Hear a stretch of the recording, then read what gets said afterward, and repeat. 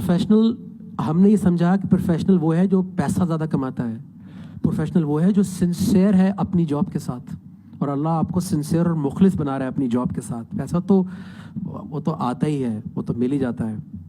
एक कमाता है, एक को अल्लाह खुद गिफ्ट करता है, बहुत फ़र्क है। तो ये वाला शेर कि अल्लाह हमें माफ़ करे और हमें एक फ्रेश स्टार्ट दे।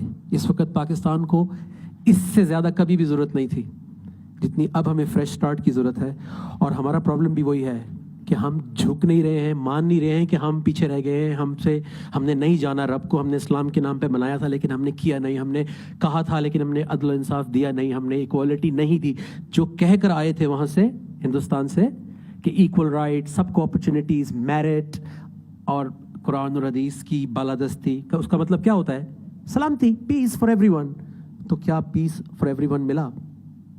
तो द डे वी रियलाइज, उस दिन हमारे मुल्क में, मैं पूरी दुनिया में ये कहता हूँ, जो बाहर पाकिस्तानी तकरीबन 3-4 मिलियन यूरोप में है, इतना ही अमेरिका में है, जहाँ भी जाता हूँ ये कहता हूँ कि जिस दिन हम माफ़ी मांग लेंगे अल्लाह से, इस मुल्क के अंदर, आप मुझसे बेहतर जानते हैं, इतना ख़जाना है, ऐसे तो नहीं हम इतनी मुसीबत में आए हुए, इतना ख़जाना है कि बाहर कोई भी नहीं बैठेगा, सारे भागेंगे वापस पाकिस्तान की तरफ। ये इतना रिच और कैपेबल मुल्क है। लेकिन ज़रूरत किस चीज़ की है कि हम सब पहले मान लें, और जिस दिन हम इकट्ठे होकर मान लेंगे उस दिन ऊपर वाला भी खुद ब खुद ठीक हो जाएगा। तो ये इस दुआ के साथ और इस उम्मीद के साथ कि अल्लाह ताला हमें माफ़ करे और एक फ्रेश स्टार्ट दे।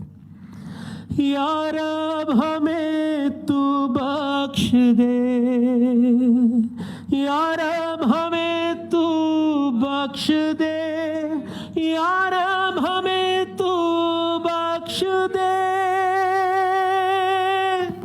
या रब हमें तू बख्श दे। बंदा तो गुनाहगार है, अल्लाह अल्लाह अल्लाह, इस आस पर पड़ा हूँ मैं, सजदे में रब्बे करीम के, जो मैं गिर गया था मुकाम से, जो हम गिर गए थे मुकाम से, बल्कि मैं यूं कहूँगा, जो हम गिर गए हैं मुकाम से, तू तो रब्बे आली मुकाम है। अल्लाह अल्लाह अल्लाह,